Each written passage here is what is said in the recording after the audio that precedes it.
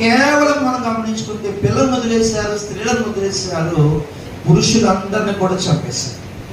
దాదాపు 26 మందిని. వారికి ఏం కావాలంటే కులము కావాలి, మతము కావాలి, మానవత్వం వద్దు. మానవత్వంతో పని లేదు. వారికంటూ కుటుంబం ఉంటుంది, వారికి భార్యలు ఉంటారు, భార్య ఉంటుంది, బిడ్డలు ఉంటారు, వారి మీద ఎన్నో ఆశలు పెట్టుకున్న కుటుంబం ఆధారపడి ఉంటుంది.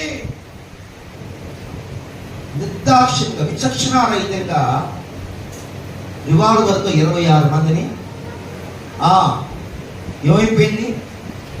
ఆ యొక్క తెల్లటి మంచు జల్లుల మధ్య, తెల్లటి హిమాలయ పర్వతాల దగ్గరగా ఉన్న ప్రాంతం మధ్య తెల్లగా ఉంటుంది అనుకున్నారు, మళ్ళీ సువాసనగా ఉంటుంది అనుకున్నారు, పరిమళ సువాసనగా ఉంటుంది అనుకున్నారు. కానీ ఒక్కసారిగా తెలుపంత ఎర్రగా,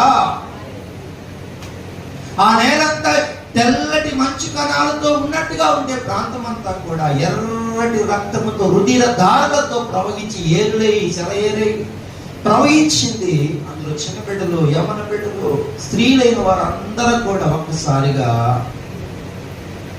పెద్ద పెట్టిన కేకలేస్తూ ఏడుస్తూ, మా ఆయన చేసిన తప్పేంటి, లేకపోతే మా నాన్న చేసిన తప్పేంటి, నిర్దాక్షిణ్యంగా రివాల్వర్ పెట్టి, మాకు సరిహద్దు, వాడితో మాకు సరిహద్దు గొడవలు లేవు, ఆస్తి తగాదాలు లేవు, వారిని ఒక మాట అంది కూడా మేమేమి ఒక మాట కూడా మేము వారు అనలేదు.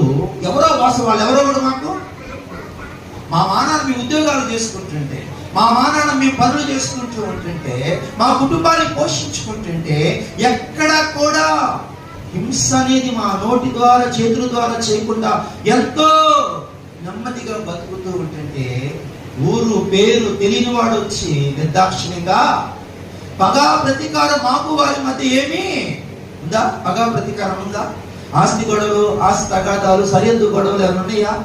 రోషాలు, పౌరుషాలు ఏమీ లేవు. దేవుని బిడ్డలారా, గమనించుకుంటే కేవలము కుల తగాదాలతో, మత తగాదాలతో మనం గమనించుకో, రాజకీయాల కోసం ఎలక్షన్లో ఈ కుల మతాలు చూపించి